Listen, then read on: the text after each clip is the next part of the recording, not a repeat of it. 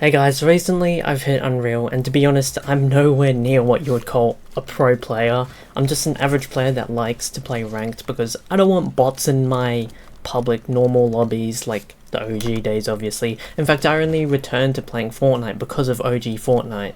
Anyway, without further ado, let's get into this guide. At the end of the video, I'll show my looting paths.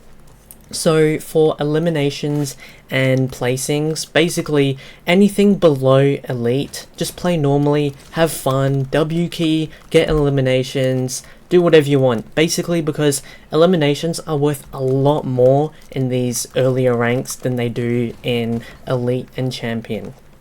Once in champ, you have to aim for at least top 5. Since you're champ, you literally have to be better than everyone else in the lobby, and although you can gain rank from top 10, it's very lobby dependent. Say you'll gain rank from top 10 if, like, I don't know, there are like 20 unreals in the lobby, obviously, but in a normal lobby, you know, there's going to be people much lower than you, so you have to get top 5 every single time, and at this rate it'll slow down a lot. Depending on how much rank you get, you only get like 3 to 7% depending on how you play the end game. Although it's scummy, what I did is you have to avoid all early game fights, all mid game fights, and just camp, because placement, especially in champ, is the main way to get out of champ. And since you get literally nothing from eliminations in champ, you have to play for placement, even in endgames. Even in endgames, when you get elims, they're worth almost nothing. Therefore, you can do what I did, just hide in old builds, go for the classic bush camping, hide in cars, and in house roofs. Now, I recommend a darker skin. Since the new update has come off, the ice has melted, so there'll be more green bushes, which can help your black skin, and black skins also work with cars, so that's a bonus. Anyway, with your loadout, you're just gonna need, you know, your usual shotgun, because you just need a shotgun in this game. For your other slot, AR, SMG, or a sniper, only if you're really good with the sniper though. You obviously need a spraying weapon to deal damage within the end game. Now, one slot you absolutely also need for your third slot, you need mobility. Without mobility, you are dead. You're going to be left behind. Everyone else is going to have the advantage to rotate in the later zones. So obviously, if you don't have mobility, you're at a disadvantage and you're throwing. So you should prioritize the grappler blades, otherwise take shockwaves, and if you're really desperate for mobility, take flow berries or jizz juice. Now for your last two slots, you can either go a misc slot, so clingers, or, you know, if you took an AR, you can take a sniper. But I recommend usually taking at least one heal, and that one heal would be shields. If you're going to take two heals, you go shields and a white. Since medkits are really good and big pots are really good, you take one of those two. Otherwise, you just take minis or bandages or something like that. But you need at least one heal slot, otherwise you can just take another misc slot. Now for rotations, you should use cars for basically free rotations, so that way you don't get shot at, you don't lose any mats trying to build and cover yourself, and you don't waste your mobility if you have shockwaves. So basically, you use cars just to get to everywhere. Now, you should probably avoid early and mid-game fights, mainly because they're so unpredictable. There could be third parties anywhere, and they're just, yeah, mid-game fights basically just suck, unless you're, you know, W king and having fun and everything. But in champ, you don't want to have any early or mid-game fights.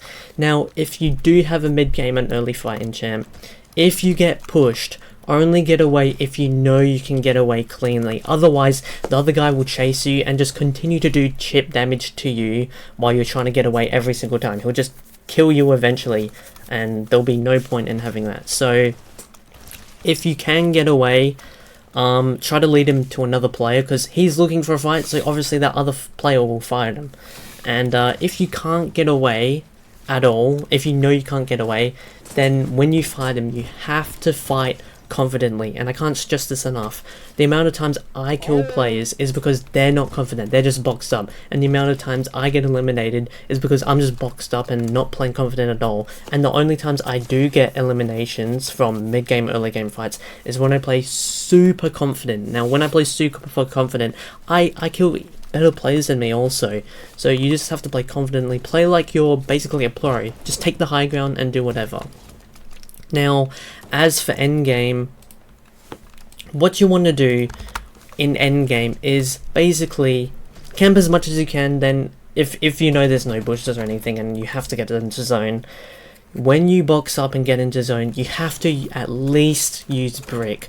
Otherwise, if you use wood, people can just spray your builds away and push you easily. Now, ranked endgames are weird because most people are playing for placement, especially in champ. So when you get pushed, sometimes even though they're exposed, you're going to be shot at. Now, with that out of the way, I do have several spots to go to and several looting paths. I'll see if I can get into a game right now. But basically, you just want to play as passive as possible, and then in the end game, just you gotta pop off. You know, you gotta pop off. You gotta try and do best. At least top 5 kill at least 1, 2, 3 players.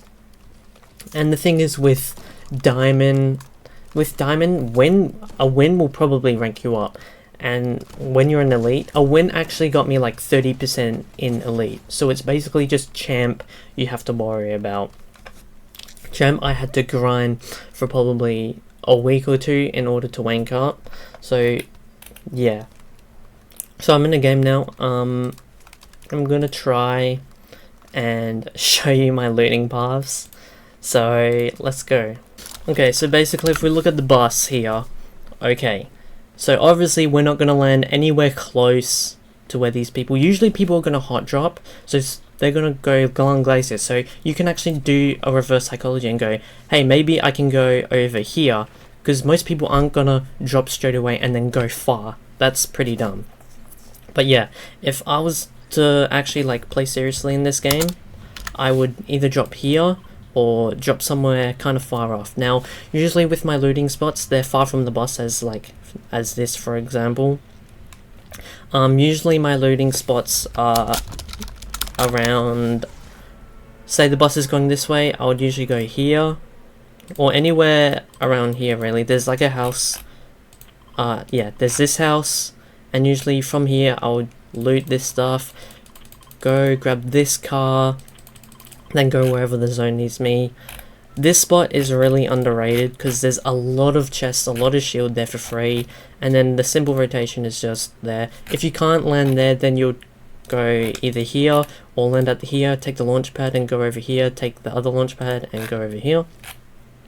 Now, as for my other drop spots, usually if I can't go there, then if the bus takes me, you know, kind of far but not really, I'll land here.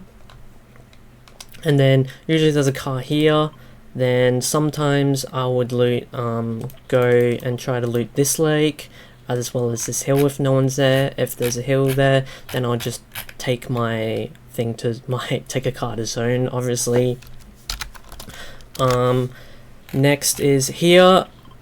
People usually land here, so I don't really go here much. As for another place, really good, this mansion here.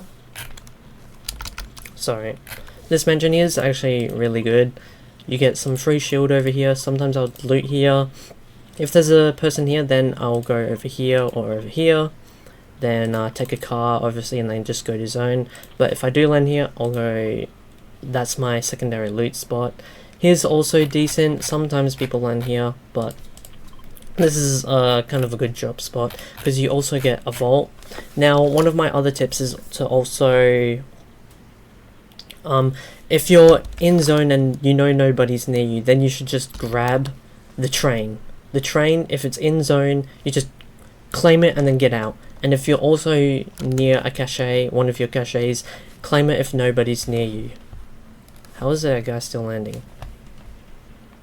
But you don't want to drop the boat because usually there are people there. And also, I have another landing spot. It's actually up here. This windmill. Can I like pan? There we go. this windmill here, usually nobody lands there. And sorry, let me just land here. And any other spots? No, not really. He's really good for bush camping as well. And yeah, that's about it. So anyway guys, thanks for watching.